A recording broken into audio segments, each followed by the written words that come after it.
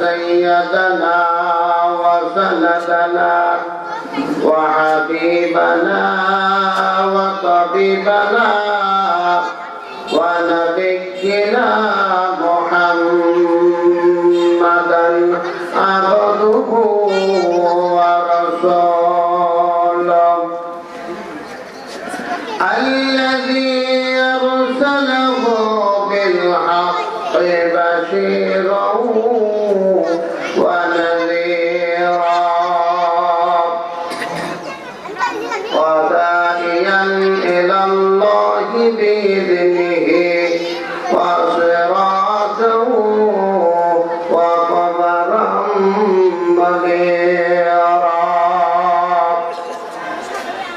أما بعد فقد قال الله تعالى وفي كلامه المجيد والفرقانه الحميد بعد أعوذ بالله من الشيطان الرجيم بسم الله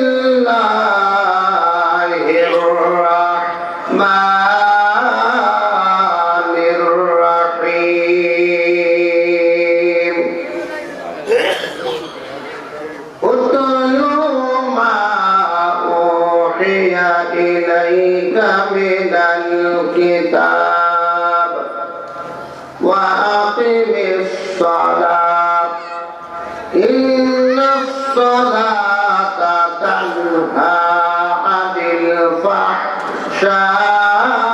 الفحشاء والمنكر ولذكر الله أكبر والله يعلم ما تصنعون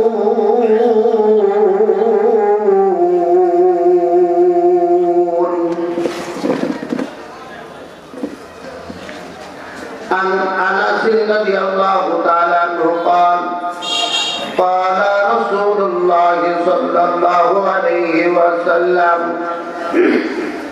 كل بني آدم خطاء وخير الخطائين التوابون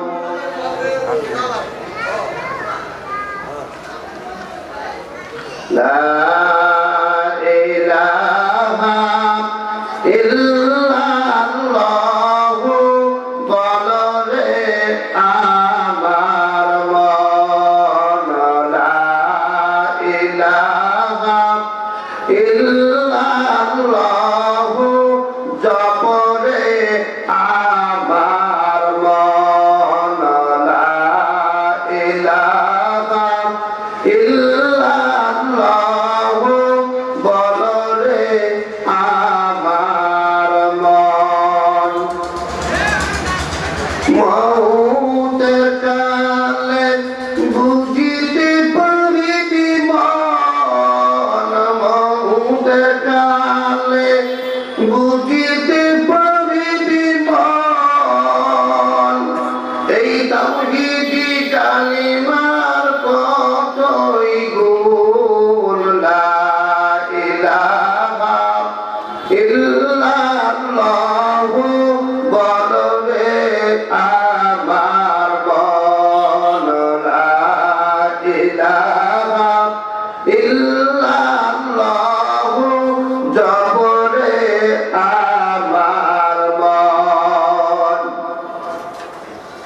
হাসরের মাঠে দেখিতে পাইবি মন হাসরের মাঠে দেখিতে পাইবি মন আবুদালু জিকিরের কতই গুণ লা ইলাহা ইল্লাল্লাহ বলরে আবার মন লা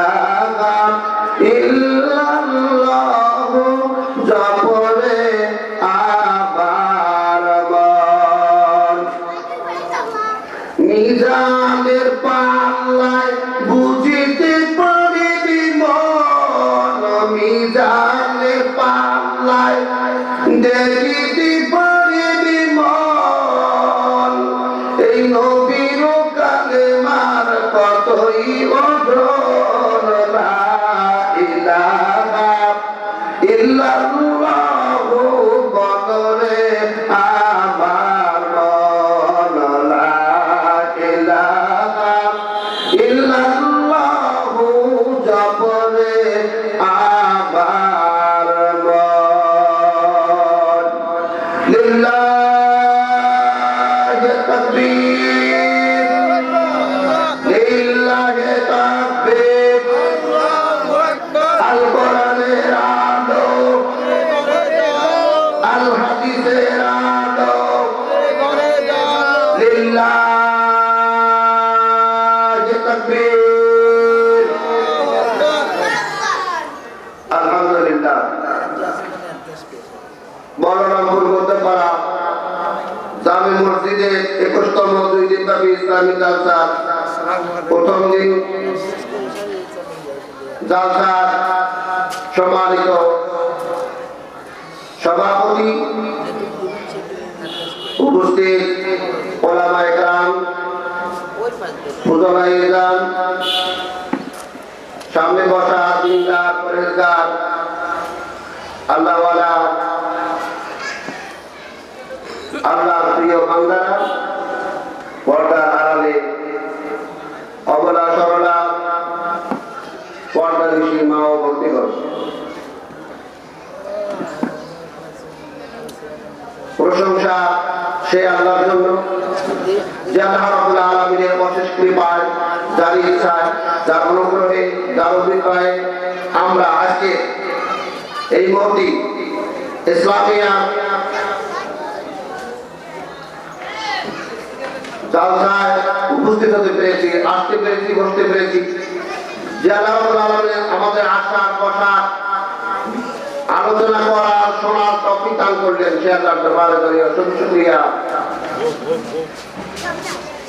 আলহামদুলিল্লাহ লাখো কোটি দরুদ সালাম বর্ষিত হোক বিশ্বনবী শ্রেষ্ঠ নবী সাইয়্যিদুল মুরসালিন খাতামুন নবিয়্যিন রাহমাতাল লিল আলামিন হযরত মুহাম্মদ মুস্তাফা আহমদের মুজতবা সাল্লাল্লাহু আলাইহি ওয়াসাল্লামের প্রতি বর্ষিত অগণিত অগণিত লাখ কোটি দরুদ সালাম সাল্লাল্লাহু আলাইহি ওয়াসাল্লাম।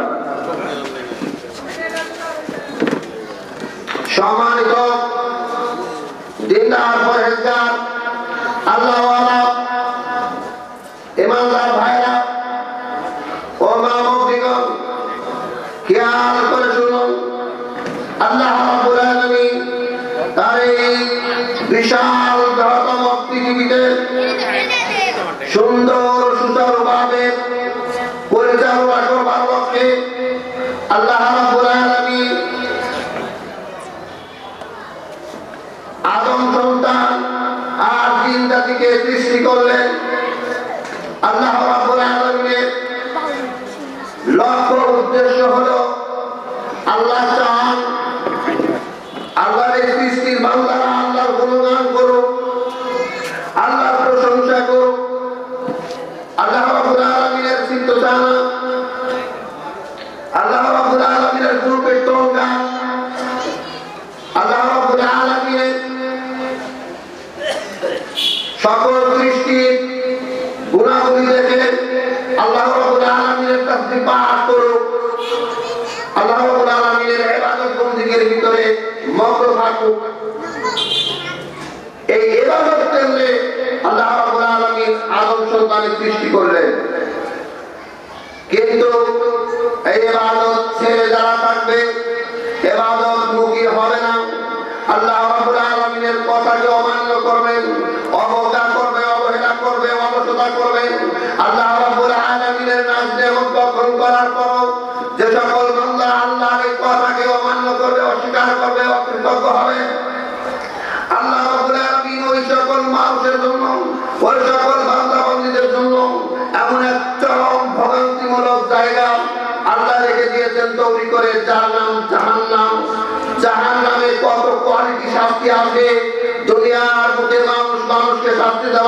রিমান্ড মঞ্জুর করে থাকেন। সেই রিমান্ডের অনেক কোয়ালিটি আছে, একের পর এক, ধাপের পর ধাপ শাস্তি দেওয়ার জন্য অনেক শাস্তি তৈরি করা হয়েছে। কিন্তু ইয়াউমুল কিয়ামতে মুসিবতের আযাবে আল্লাহ রাব্বুল আলামিন তার বান্দাদেরকে এমন আযাব, এমন গজব দান করবেন যে আযাব পৃথিবীবাসী কোনোদিন দেখে নাই, পৃথিবীবাসী কোনোদিন অনুভব করে নাই। এমন আযাব আল্লাহ তৈরি করে রেখেছেন যারা আল্লাহর এই হুকুম আহকামকে যারা অবাধ্য করবে, অবজ্ঞা করবে। কিন্তু আল্লাহকে ইবাদতের জন্য সৃষ্টি করলেন। ইবাদত শুধু সালাত দিয়েই নয়, ইবাদত বান্দার জীবনের ঘুম থেকে ওঠা থেকে আবার শোয়া পর্যন্ত, ঘুম থেকে ওঠা থেকে আবার শোয়া পর্যন্ত প্রতিটি সময়, প্রতিটি ধাপে ধাপে আল্লাহর ইবাদত করতে হবে। বান্দা যখন ঘুমাবে সেটাও ইবাদতের মধ্যে গণ্য হতে হবে, ঘুম থেকে যখন উঠবে সেটাও ইবাদতের মধ্যে গণ্য হবে। আবার যখন ঘুম থেকে ওঠার পর বান্দা বাথরুম সারবে সেটাও ইবাদতের মধ্যে গণ্য হতে হবে। আবার সে ওযু করবে, সালাত আদায় করবে, আবার তারপরে সালাত আদায় করার পর ফান্তাশিরু ফিল আরদি ওয়াত্তাকু মিন ফাদলিল্লাহ, আল্লাহ রাব্বুল আলামিনের রেজামন্দি হাসিল করার জন্য, নিজের খাদ্য অন্বেষণ করার জন্য, আল্লাহর ইবাদত আদায় করার পর, সালাত আদায় করার পর নিজের এবং পরিবারের খাদ্য গোছাবার জন্য অন্বেষণ করে এখানে ওখানে দাঁড়ে দাঁড়ে করবে। আল্লাহ রাব্বুল আলামিন যে ইবাদত সালাত আদায় করার পর যান আল্লাহ রাব্বুল আলামিনের মানে নিজের খাদ্য গোছাবার জন্য যাবে, ওই খাদ্য উপার্জন করাটাও ইবাদত, বক্ষণ করাটাও ইবাদত। সেটা আয় করাটা ইবাদতের মধ্যে থাকতে হবে, ব্যয় করাটাও ইবাদতের মধ্যে থাকতে হবে। আমরা মাঠে এবং ঘাটে আমরা যে যে অবস্থায় যেখানে কাজ করি না কেন আমাদের কর্মটা ইবাদত হতে হবে, নাকি বলেন? আমাদের প্রতিটি সময় এভাবে আমাদের খাওয়া করাটা ইবাদত হতে হবে। খাওয়া করার পর আমাদের যে কর্ম করি, যে কাজ করি, সেই কাজটাও ইবাদতের মধ্যে গণ্য করতে হবে। মানে বিসমিল্লাহ বলে শুরু করতে হবে, আলহামদুলিল্লাহ বলে শেষ করতে হবে। জোহরের সালাত আদায় করতে হবে, এভাবে সালাত আদায় করে আবার খানা পিনা বা কাজকর্ম, আবার আসরের সালাত আদায় করতে হবে, আবার কাজকর্ম, তারপরে আবার মাগরিবের সালাত আদায় করতে হবে, তারপরে খানা পিনা হোক অথবা আবার ইশার সালাত আদায় করতে হবে। আবার তারপরে মানে কাজকর্ম থাকবে না থাক, আবার যখন মানুষ শুইতে যাবে তখন আল্লাহর ইবাদতের মধ্যেই থাকতে হবে। প্রতিটি মানুষ আল্লাহর গুণগান গাইবে, আল্লাহর ইবাদত বন্দেগীর মধ্যে থাকবে। এই জন্যই তো আল্লাহ রাব্বুল আলামিন বান্দাদের সৃষ্টি করেছেন। কিন্তু পৃথিবীবাসী এত বড় নেমুখ হারাম, এত বড় গাদ্দার, এত বড় মানে বেঈমান হতে পারে। বেশিরভাগ মানুষ, পৃথিবীর বেশিরভাগ মানুষ এখনো আল্লাহর ইবাদতমুখী নন। আপনি যদি খেয়াল করেন, আমরা যদি খেয়াল করি, পৃথিবীবাসীর দিকে যদি তাকাই, বেশিরভাগ মানুষ আল্লাহ সবচাইতে বেশি যেটা পছন্দ করেন সেটা হলো বান্দার সিজদা। কি পছন্দ করেন? মানুষও জানে মাথা নত করা হচ্ছে সম্মানের কাজ, নাকি বলেন? একজন মানুষ আরেকজন মানুষের কাছে যখন মাথা নত করে তখন সে কিন্তু বড় খুশি হয়ে যান। মাথা নত করার পর মানে মেনে নেওয়ার পর যখন আপনি কাউকে যখন আপনি মেনে নিলেন এবং তার কাছে আপনি দুর্বল হয়ে গেলেন, তার কাছে যখন স্যারেন্ডার করলেন তখন কিন্তু মানুষ হয়ে মানুষ বড় খুশি হয়। মানুষ যদি অহংকার না করে, মানুষ যদি মানুষের কাছে যদি বাড়াবাড়ি না করে, তাহলে সে যদি দুর্বল হয় সে ব্যক্তি খুশি হয়। মানুষ হয়ে মানুষকে খুশি করার জন্য যদি এমনটা হয় যে আল্লাহ যে মালিক আমাকে আপনাকে হাত দিয়া এই মুখমণ্ডলটার চেহারাটা তৈরি করলো, সে আল্লাহ রাব্বুল আলামিনের ইবাদত করতে গিয়ে করে আল্লাহ রাব্বুল আলামিনের কাছে সারেন্ডার না হয়ে সালাত আদায় না করে সিজদা না দিয়ে কেমন করে বান্দারা এখনো জমিনে ঘোরে, ঠিক না? অথচ আল্লাহ আল্লাহর জমিনে চলে, আল্লাহ রাব্বুল আলামিনের আলো বাতাস ভক্ষণ করে। আল্লাহ যদি আলো বাতাসটা কিছু সময়ের জন্য যদি বন্ধ করে দেয়, এই পৃথিবীবাসীদের 10টা মিনিট মানে বাতাস বন্ধ করে দেওয়া হলো, আর যাতে সবকিছু চলবে 10 মিনিটের জন্য বাতাস যদি পৃথিবীবাসীতে বন্ধ করে দেওয়া হয়, পৃথিবীবাসীতে আর প্রাণী আছে বলে প্রমাণ হবে না, ঠিক না? তাহলে এত দামি জিনিস, এত কাছ থেকে তো বাবাদের বিল চাইলেন না। আমাদের গ্যাসের বিল দিতে হয়, আমাদের কারেন্টের বিল দিতে হয়, মা গেলেই দেখা যায় 500, 700, 1000, 1200, 1500, 3000, 5000 গরু বিক্রি করেও বিল দিতে হয়, ঠিক কিনা? আল্লাহ যদি আমাদের বাতাসের বিল দিত, আল্লাহ যদি শ্বাস নিঃশ্বাসের প্রত্যেকটা শ্বাস নিঃশ্বাস ঢোকা বের হওয়া যদি 1 পয়সা করে বিল ধরতেন, প্রতিদিন কত বিল হতো, ঠিক কিনা? কিন্তু আল্লাহ কত বড় দয়াবান, মেহেরবান মানুষ এখনো আল্লাহকে চিনল না, আল্লাহর ইবাদত বন্দেগী থেকে দূরে সরে আছে। আল্লাহ রাব্বুল আলামিন ইবাদত থেকে দূরে সরে থাকার কারণে যেমন পরিবারে শান্তি নাই, যেমন পরিবার অশান্তির মধ্যে হাবুডুবু খাচ্ছে, ওই রকম সমাজবাসীও কিন্তু হাবুডুবু খাচ্ছে, ওই রকম দেশের মানুষেরা অশান্তিতে আছে। দেখতে গেলে সারা বিশ্ব অশান্তির দাবানলে চলছে, ঠিক কিনা? আমরা কেউ কিন্তু শান্তির মধ্যে নাই। পৃথিবী বাড়ি থেকে শুরু করে একেবারে উপর লেভেল পর্যন্ত যাবেন, শান্তির জন্য মানুষ এত দৌড়াদৌড়ি করছে, শান্তিতে থাকার জন্য, ভালো মন্দ খাওয়ার জন্য, ইজ্জতে থাকার জন্য মানুষ কতই না দৌড়াদৌড়ি করছে। কিন্তু আল্লাহ যদি নসিবের বাজেট না থাকে ইজ্জত, তাহলে ওই ব্যক্তিকে কেউ ইজ্জত দিতে পারে না, ঠিক কিনা? ইজ্জতের মালিক আল্লাহ, ইজ্জতের মালিক আল্লাহ। আল্লাহ যদি যেই বান্দার ইজ্জত নসিবে রেখেছেন, সারা পৃথিবীবাসী সবাই যদি তাকে বেইজ্জতি করার চেষ্টা করে, পৃথিবীর কেউ তাকে বেইজ্জতি করতে পারে না, ঠিক না? আর যার নসিবে ইজ্জত আছে, সকল মানুষ যদি তাকে অপমান অপদস্থ করতে চায়, সেটা হবে না। আর যার নসিবে অপমান আছে, লাঞ্ছিত বঞ্চিত আছে, ঘৃণিত আছে, ওই ব্যক্তিকে পৃথিবীর সব মানুষ মিলেও সম্মানিত করতে পারে না। পারে কি? ইজ্জত কার পক্ষ থেকে আসে? ইজ্জত আল্লাহর পক্ষ থেকে আসে, সম্মান আল্লাহর পক্ষ থেকে আসে। অতএব প্রতিটি মানুষ, প্রতিটি ব্যক্তির উচিত আল্লাহ রাব্বুল আলামিনের কাছে ইজ্জতের জন্য প্রার্থনা করা। হে আল্লাহ, আল্লাহ গো, তুমি আমার ইজ্জতটা ঠিক রাখো, বেইজ্জতি কখনো করো না। এই কথাগুলো যদি বলতে হয়, সালাত ছাড়া বলা যায় না। সালাতের ভিতরে বেশি মনে হয় পিতামাতার জন্য দোয়া করবেন, নামাজ ছাড়া কেমন করে হয়? নামাজ পড়ার সময় নিজের জন্য যদি প্রার্থনা করেন, তখন মনে পড়ে মৃত বাবা মায়ের কথা। হায় হায় রে, বাবা মা কত কষ্ট করে লালন পালন করলো, মনে পড়ে গেল। আপনার দোয়ার মধ্যে পিতামাতার কথা শামিল করে ফেলালেন। আপনি তখন বলেন, রব্বির হামহুমা কামা রব্বায়ানি সগীরা। আরো ভালো হবে আপনি যদি কথাটা সালাম ফিরাবার আগে সালাতের মধ্যে যদি বলেন, আত্তাহিয়াত বললেন, দরুদ ইব্রাহিম বললেন, দুআয়ে মাসুরা বললেন, আরো অনেক দোয়া করলেন। তারপরে যদি আপনি বলেন, রব্বির হামহুমা কামা রব্বায়ানি সগীরা, আপনার নামাজ যদি কবুল হয়, নামাজ যদি কবুল হয়, দোয়াটাও কবুল হয়ে যাবে। নামাজ যদি গ্রহণ হয়, আপনার দোয়াটাও গ্রহণযোগ্য হয়ে যাবে, ঠিক কিনা? তাহলে এটা কোথায়? নামাজের মধ্যে আওয়াজ বলতে হয়। কিন্তু বেশিরভাগ মানুষ দেখা যায় নামাজ থেকে দূরে, সালাত থেকে দূরে আছে, নামাজ বিমুখ, নামাজের কাছে আসে না। অথচ তাকে দেখেন দুনিয়াতে সে ভালো খায়, ভালো করে, ভালো চলে, টাকা আছে, পয়সা আছে, অর্থ আছে, ইজ্জত আছে, কিন্তু তাকে সব দিক দিয়ে দেখা যায় সে সব দিক দিয়ে ঠিকঠাক। মূলত দেখবেন ওই লোকটা যদিও আপনি একবার পঙ্কের মতো যদি তার তথ্য দিতে যান, বেনামাজিদের ইজ্জত আছে বলে আপনি মিলাতে পারবেন না। এত মিলানো সহজ নয়। নামাজ না পড়ে ইজ্জত আল্লাহ দান করেন, ঠিক আছে, সবকিছুর মালিক আল্লাহ। ওই ব্যক্তি কোনো না করুক, আল্লাহর উপকার মানে আবার আল্লাহর বান্দার উপকার করেন, দুনিয়াবি কারোর কল্যাণ করেন, তার জন্য আল্লাহ দুনিয়াতে তার ইজ্জত দিচ্ছেন। এর মানে এই ইজ্জত শুধু দুনিয়াতে, আখিরাতে সে জিরো হবে, জিরো।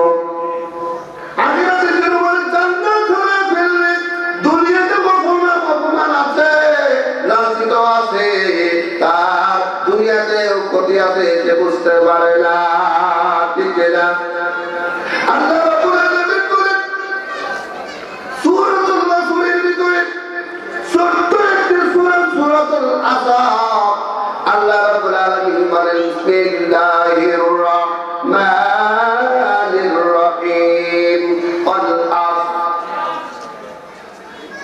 সময়ের কসম, আসরের কসম, সময়ের এত মূল্য, এত দাম, আল্লাহর কাছে এত প্রিয় সময়।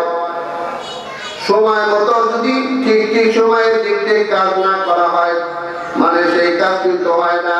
আপনি ট্রেন ছাড়ার কথা আছে 9টায়, কয়টায়? আপনি যদি 9 ঠিক 9টায় যদি ছাড়েন, 9টার 2 মিনিটে আপনি পৌঁছালেন, মানে আপনার ট্রেন ফেল হয়ে গেল নাকি? 2 মিনিটের জন্য ট্রেন ফেল হতে পারে না? আরে আমার এত জরুরি কাজ করতে পারলাম না 2 মিনিটের কারণে। 2 মিনিটের কত দাম? তো মানুষ জানে 2 মিনিট কেন, 20 মিনিট পরে গেল ট্রেন পাওয়া যাবে। মানে আমাদের চলার গতি সব উল্টা, ঠিক না? আমাদের চলার গতি বাস পাওয়া যাবে বা গাড়ি পাওয়া যাবে বা যাত্রার দিক দিয়ে সুবিধা হবে, ঠিক না?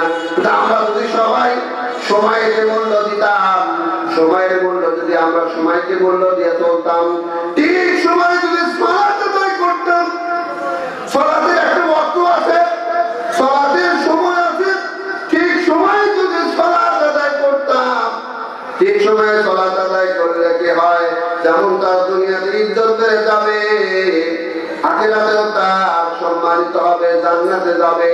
আবার যারা সালাত আদায় করবে, মানে প্রথম সালাতের প্রথম যারা সালাত আদায় করবে, আল্লাহ তাদের ভালোবাসেন, ঠিক না? সময়ের কসম, আসরের কসম, আসর সম্পর্কে আল্লাহর নবী বলেন, কোন মানুষ যদি 2টি ঠান্ডা সময়ের সালাত আদায় করে, 2টি ঠান্ডা সময়ের সালাত নামাজ আদায় করে, এক হলো আসরের সময়, এক হলো ফজরের সময়, এক হলো আসরের সময়, আর একটা হলো ফজরের সময়। এই 2টি ঠান্ডা সময়ের সালাত তারা আদায় করলো, আল্লাহ নবী বলেন তারা কশ্চিন কালেও তারা কখনোই জাহান্নামে যাবে না। যাবে কোথায়?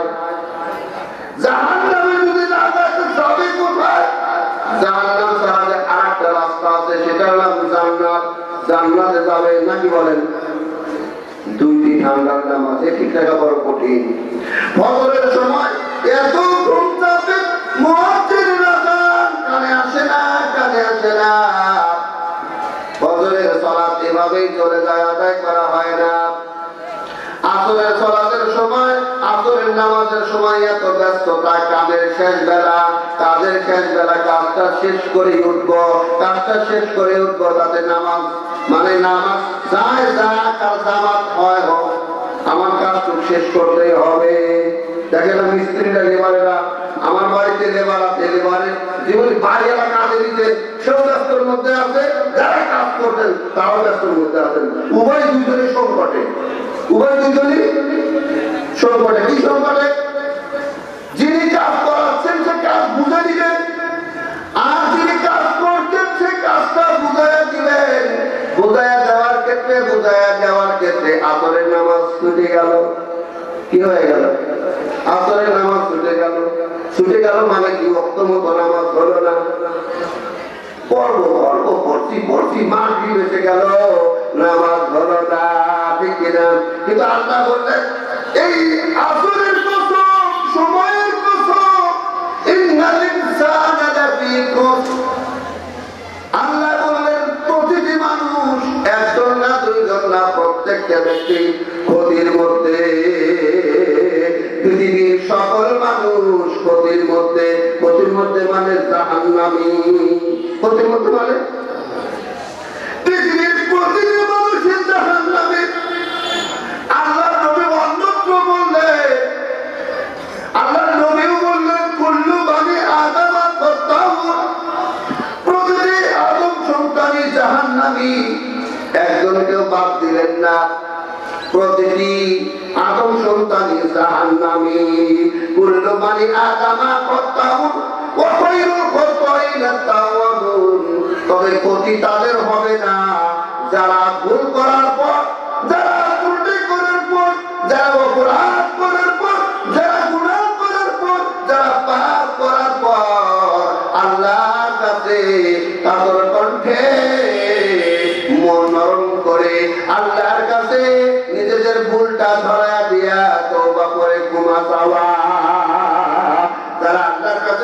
যাইবে, তারা অতীত জীবনের সব গুনাহ ক্ষমা পাইবে, ঠিক না?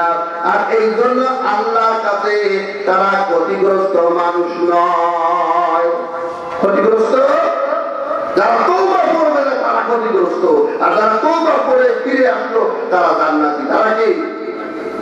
যেমন আল্লাহ বললেন প্রত্যেকটি মানুষ ক্ষতির মধ্যে, তবে তারা বাদে যারা ইল্লাল্লাযীনা আমানু ওয়া আমিলুস সালিহাতি ওয়া তাওয়াসাউ বিল হাক্কি ওয়া তাওয়াসাউ বিস সাবর। আল্লাহ চারটি মানুষের কথা বললেন, চারটি আমলের কথা বললেন। চারটি আমল যার ভিতরে আছে তাদের ক্ষতি নাই, তারা সাফল্যমণ্ডিত, তারা জান্নাতি, তারা লাভবান, তারা ক্ষতিগ্রস্তর বাইরে তারা উপকৃত হবে। এক নম্বর হলো ইল্লাল্লাযীনা আমানু, যারা ঈমান আনবে, যারা ঈমান আনবে, বিশ্বাস করবে আল্লাহ আছেন, তারা বিশ্বাস করে নিবে নবী এসেছিলেন, কিতাব আছে, জান্নাত জাহান্নাম আছে, বিচার ফায়সালার দিন আছে।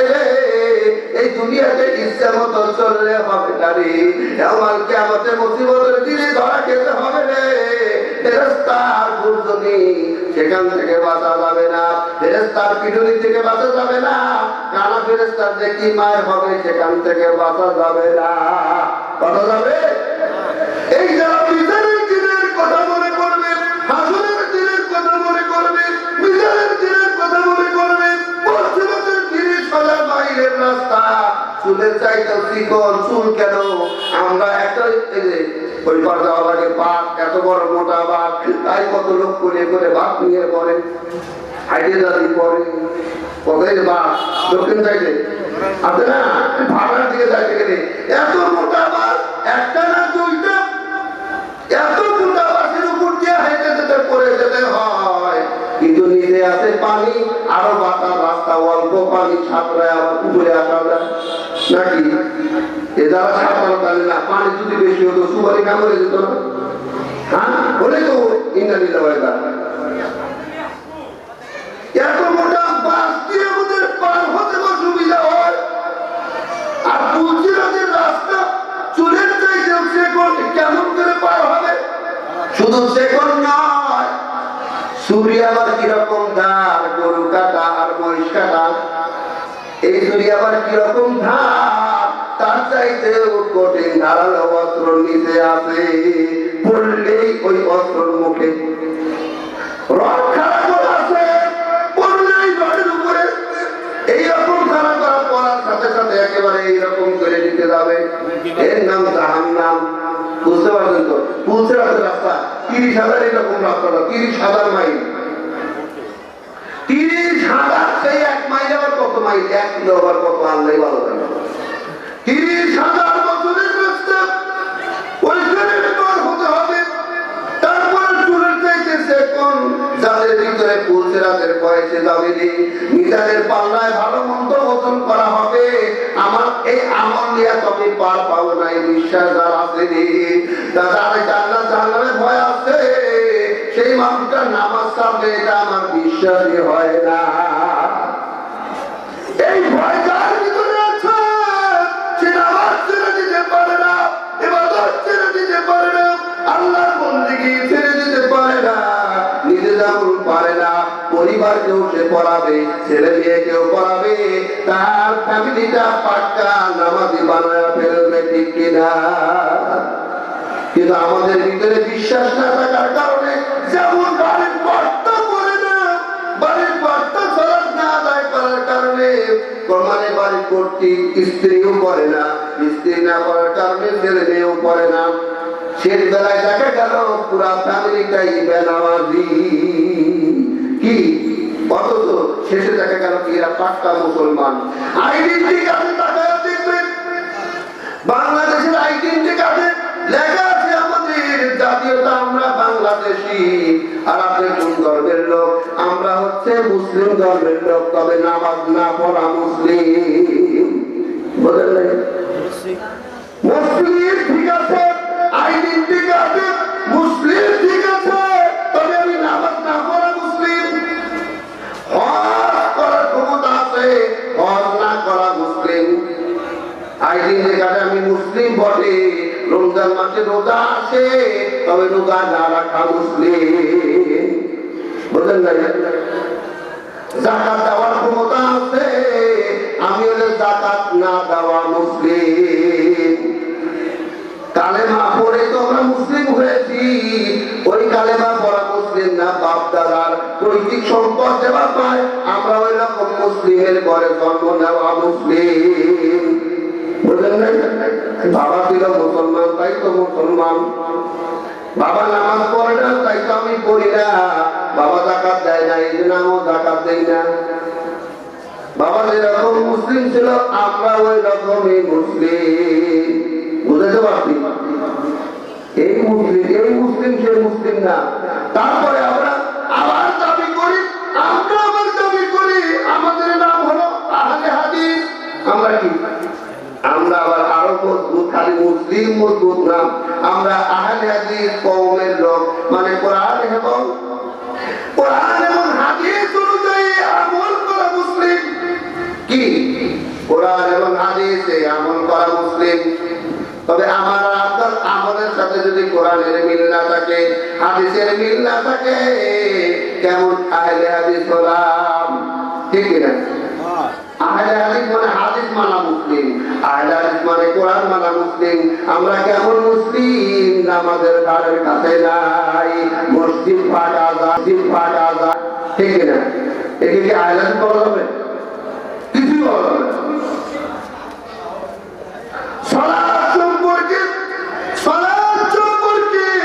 সালাত যেমন একটি গুরুত্বপূর্ণ বিষয়, সালাত যেমন একটি গুরুত্বপূর্ণ বিষয়। আল্লাহর নবী বলেন, কাফের এবং মুসলিমের মধ্যে যে জিনিসটা দিয়া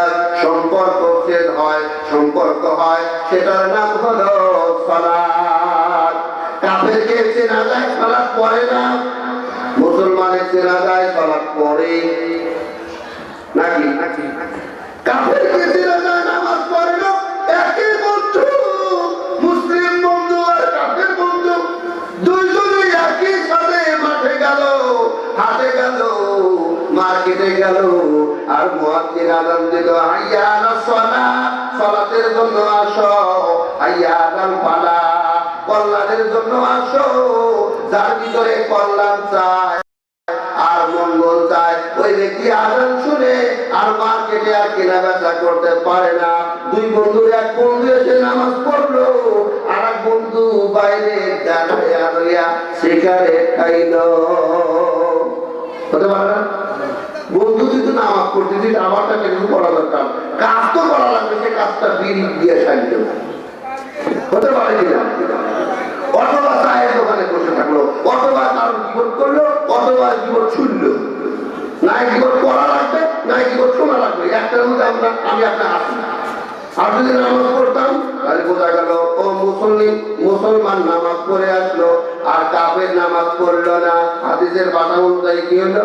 যে নামাজ পড়ে আর যে পড়ে না মাঝখানে বসে থাকলো। আল্লাহর নবীর হাদিস দ্বারা কাফের আর মুসলিমকে চেনার উপায়। আমরা কেমন মুসলিম? আমাদের কি লজ্জা হয় না? আমাদের লজ্জা হয় না? নামাজ পড়া উচিত কিনা বলেন? আজ থেকে আমাদের নামাজ পড়া উচিত কিনা বলেন?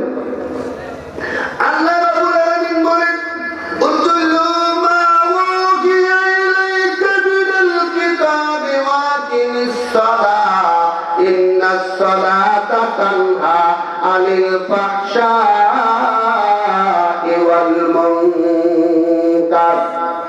আল্লাহ রাব্বুল আলামিন বলেন, হে নবী,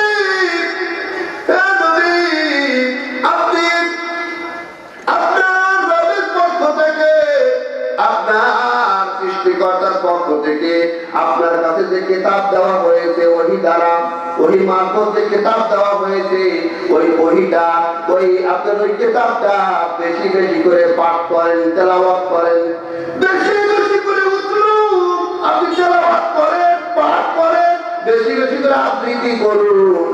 আল্লাহ তার নবীকে আবৃত্তি করতে বললেন, নবীকে কোরআন পড়তে বললেন। এই জন্য নবী সকালে পড়তেন, দুপুরে পড়তেন, বিকালে পড়তেন, রাতে পড়তেন, তাহাজ্জুদের সময় পড়তেন। ঠিক না? আর আমরা হলো সেই নবীর ভালোবাসা, নবীর মোহাব্বতে এটা খাই ওটা খাই, নবী খেয়েছে মিষ্টি তাই আমাদের মিষ্টি ভালো লাগে, মিষ্টি খাওয়া সুন্নাত, নবী খেয়েছেন খাইতে তো ভালো লাগে, মিষ্টি খাওয়া সুন্নাত তাই নবীর সুন্নাত পালন করি।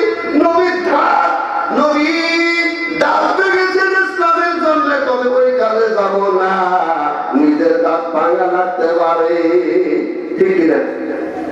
দাঁত ভাঙা সুন্নাত না, আল্লাহ নবী দাঁত ভাঙে ইসলামের জন্য, দাঁত ভাঙা হলো সুন্নাত, মিষ্টি খাওয়া সুন্নাত হলে দাঁত ভাঙাটা সুন্নাত না।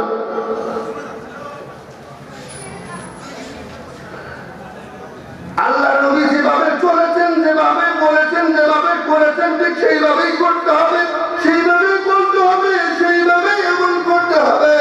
তাহলে যেমন নিজের জীবনে নবীর আমল বাস্তবায়ন হবে, বাড়িতে যেমন শান্তি ফিরে আসবে, সমাজে শান্তি ফিরে আসবে, দেশে শান্তি ফিরে আসবে। যেমন আমি ব্যর্থ, সমাজ ব্যর্থ, দেশ ব্যর্থ, যার কারণে আমাদের ভিতরে যেমন অশান্তি, সমাজে নাই শান্তি, দেশে নাই শান্তি, সব জায়গায় গন্ডগোল, ঠিক কিনা? ভাই ভাইকে চেনে না, বেটা তার বাবাকে চেনে না, বেটা তার বাবাকে চেনে না, বাবা তার অর্থের কাছে যায়, পিতা তার ছেলেকে চেনে না, ছেলে তার পিতাকে চেনে না, কিসের আপনি বাপ হন? তাড়াতাড়ি ঠিক হয় নাকি? ও ভাই, আমি এক বিন্দু পরিমাণ জমি ছাড়বো না, এটা যদি মামলা মোকদ্দমা করে সেই জমি নিয়ে দ্বন্দ্ব এর চাইতে বেশি গেলেও মামলা মোকদ্দমা ছাড়বো না, ঠিক কিনা? জমি এরকম দুইটা যেতে পারে, জমি ছাড়তাম না, এত সোজা না। জমির জন্য মামলা করে মারা যেতে পারি, তবুও জমি দেব না।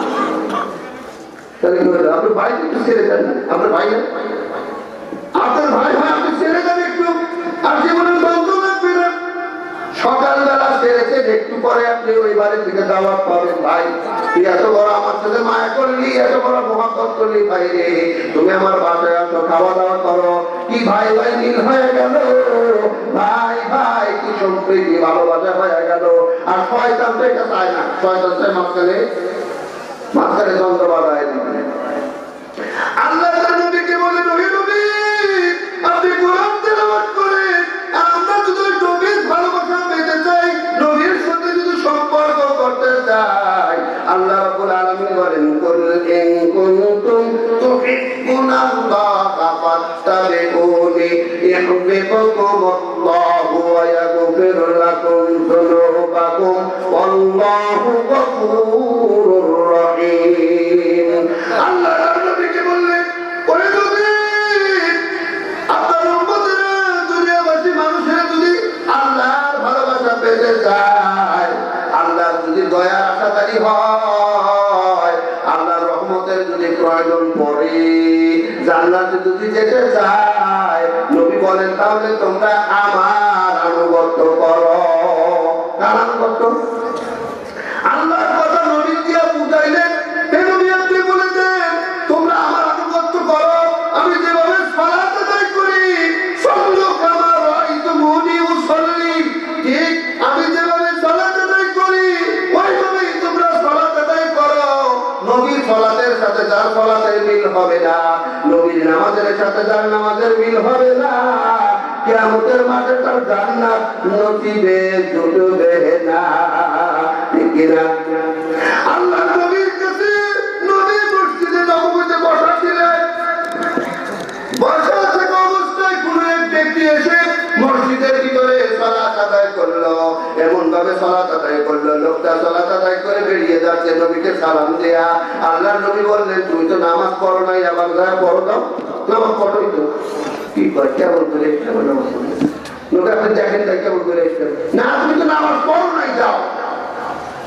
আল্লাহ নবীর কথা শুনে আবার সালাতে গেল, সালাত ওই ব্যক্তি আবার আদায় করলো, দ্বিতীয়বার আদায় করে নবীকে সালাম দিয়ে বললো, আসসালামু আলাইকুম, ওই নবী আপনি কেমন আছেন, আমি চলে যাচ্ছি। আল্লাহ নবী বলে, দাঁড়াও, তুমি তো নামাজ পড়ো নাই। আল্লাহ তো নবী বলতে বলতো নামাজ হয় নাই, তোমার নামাজ তো হয় নাই, আবার পড়ো, তা বলে না। আল্লাহ নবী বলতেছে, তুমি তো নামাজ পড়োই নাই, কি পড়ো? আমি নামাজ পড়লি, কেমন পড়লাম, আপনার সামনে পড়লাম, আমি